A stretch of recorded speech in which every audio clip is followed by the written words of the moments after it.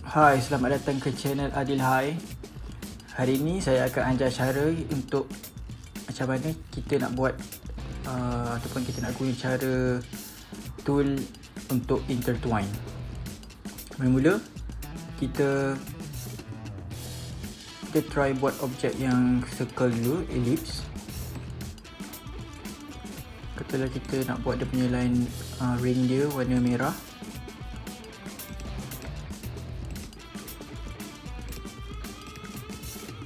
Dalam dia kita kosongkan,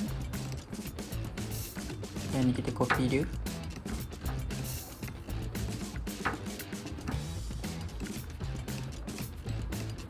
Satu kita buat warna biru, satu kita buat warna kuning. Okay, untuk guna cara tool intertwine, kita select semua shape ni. Lepas tu kita pergi dekat object, dan kita pergi dekat intertwine. Lepas tu expand, kita tekan make. Dan cursor ni akan jadi lasso tool tau. So bila dia jadi lasso tool tu, kita tekan kat mana-mana bahagian yang bertindih tu. Bahagian yang kita tekan tu akan jadi bahagian yang ke atas. Contoh kita nak buat warna biru ni, ke atas kuning ni, kita tekan je, double click. Contoh kita nak buat warna merah ni, atas kelong biru ni, kita tekan. Dan kita nak buat warna biru ni, atas line kuning ni, kita tekan 2 kali. So dah jadi intertwine. Sama juga kalau kita nak buat teks, kita try buat teks.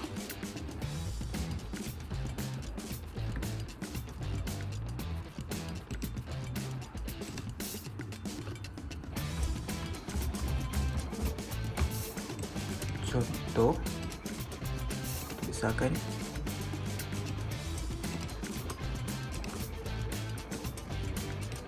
Kita copy.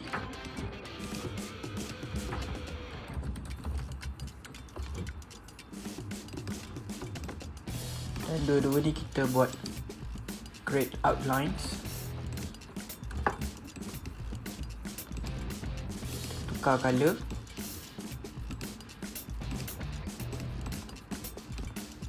Kita nak guna intertwine untuk font pula. Contoh macam ni.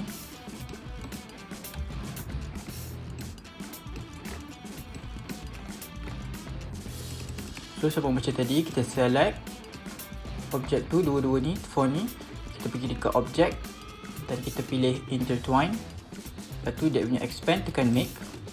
So dia punya cursor ni dah tukar jadi lasso tool. Lepas tu kita double click area yang kita nak ke ataskan. Contoh macam ni, G, itulah katalah ni.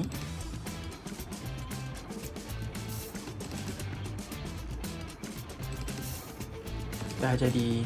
Selamat mencuba.